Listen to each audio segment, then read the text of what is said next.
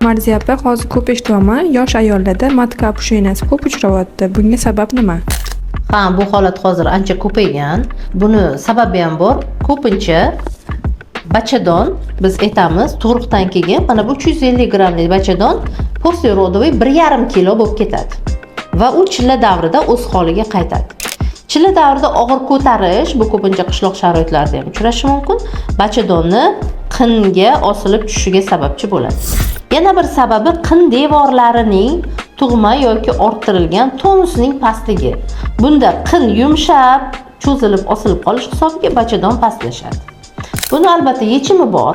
Tug'ruqdan keyin yoki doimiy ravishda qin mushaklarini mashqini qilib yurish, oddiy kegel mashqlaridan tortib boshqa spetsifik intim gimnastikalar mavjud hozirgi kunda.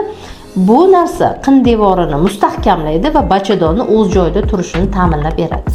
Lekin opushenyaning sababi va darajasini bilish uchun albatta ginekolog qabuliga boring.